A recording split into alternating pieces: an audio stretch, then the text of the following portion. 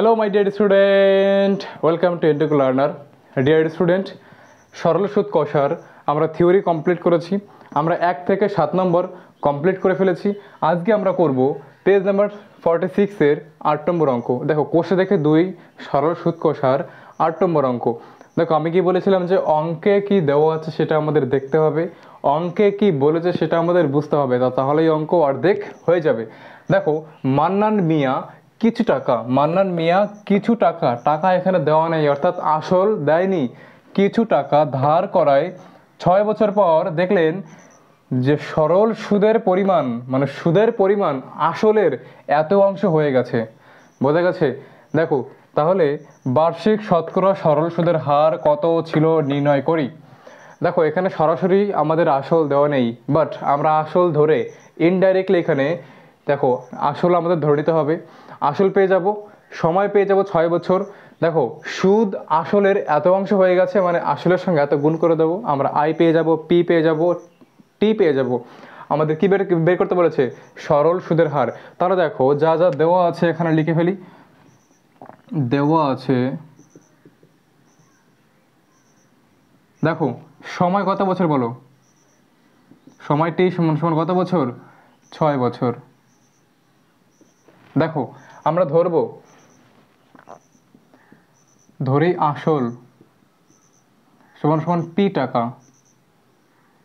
দেখো আমরা আসল কত ধরেছি? পি। তাহলে বলো আসল কত?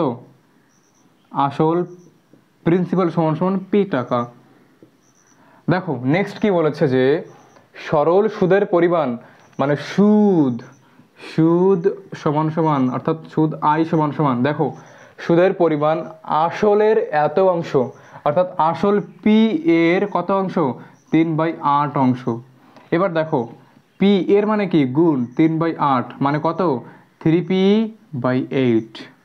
দেখো পি এর নিচে মনে মনে 1 আছে, যে কোনো সংখ্যার নিচে মনে মনে 1 থাকে, কাটাকাটি যায় না, সরাসরি গুণ করে দাও। পি আর 3 গুণ করলে 3p, 8 অক্ষে 8। তাহলে বলো সুদ কত পেয়েছি? 3p/8। সুদ সুদ ফর ইন্টারেস্ট আই সমান সমান 3p/8। এত কি? এত টাকা। আমাদের কি বের করতে বলেছে? সুদের হার, রেট অফ ইন্টারেস্ট। সুদের হার রেট অফ ইন্টারেস্ট আর সমান সমান কত আমরা জানি না, ওটা আমাদের বের করতে বলেছে। তাহলে দেখো আমরা জানি we know that সুদ আই সমান সমান পি আর টি বাই 100। এবার দেখো টি কে এই পাশে আসলে কি হবে? আয়ের সঙ্গে গুণ হয়ে যাবে কারণ টি এখানে ভাগ ছিল। এবার দেখো আমাদের কি বের করতে বলেছে? আর। তাহলে আমরা কি পেয়ে যাব? আর সমান সমান আই ইন্টু 100 ডিভাইডেড পিটি। যদি তোমরা এই লাইনটা ভালো করে বুঝতে না পারো তাহলে থিওরি নাম্বার 2 মানে সরল সুদ পার্ট 2 দেখে নেবে, দেখবে এটা ইজি হয়ে যাবে। আমি ওই ক্লাসে শুধুমাত্র এই সূত্র নিয়ে আলোচনা করেছি। এবার আমরা মান বসিয়ে দেব। তাহলে দেখো আয়ের মান কত? আয় হচ্ছে 3p/8 গুণন 100 ভাগ পি কত? পি হচ্ছে আসলে আমরা পি ধরেছি, গুণ টি হচ্ছে কত? সময় আমরা কত নিয়েছি? 6 বছর। এবার দেখো আর সমান সমান, আচ্ছা এখানে দেখো 3p/8 গুণ 1/p গুণিত 1/6 গুণিত 100। ঠিক? দেখো পি এর নিচে মনে মনে কি আছে? 1। 6 এর নিচে মনে মনে 1।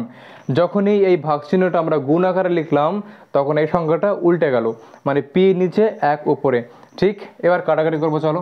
দেখো 3কে 3 দিয়ে কাটলে 1, 6কে 3 দিয়ে কাটলে 2। এবার দেখো 100কে 2 দিয়ে কাটলে 50, 2কে 2 দিয়ে কাটলে 1। তাহলে আমরা কি পেলাম? দেখো পি কে পি দিয়ে কেটে দাও। কি পড়ে আছে? আর সমান সমান 50/8। এবার দেখো 50কে যদি আমরা 8 দিয়ে ভাগ করি কি হবে? তোমার হচ্ছে 8 নং 45 5, তাহলে 5/8। তাহলে আমরা সুদ আর সমান সমান কত পেলাম? 9.5/8। এত কি পার্সেন্ট? তাহলে দেখো আমাদের কোশ্চেনে মোটামুটি ইনডাইরেক্টলি আসল যা বলেছিল, আসল হচ্ছে আসলের সুদ। দেখো আসল আমরা পি ধরেছিলাম, আসল এখানে বলা ছিল না, সময় 6 বছর ছিল। দেখো সুদ বলেছিল যে আসলের এত অংশ, ওই জন্য আমরা আসলের সঙ্গে এত গুণ করেছি। দেখো আসল এর এত মানে আসল পি এর এত, আসল মানে পি এর এত আমরা গুণ করে সুদ পেয়েছি 3p/8, আমরা সময় আসল সুদ পেয়ে গেছি, আমরা সুদের হার বের করেছি। সুদের হার কত পেলাম? 9×5=8। যদি অঙ্কটি কোথাও তোমাদের ডাউট থেকে থাকে অবশ্যই কমেন্ট করে দিও। জয় হিন্দ।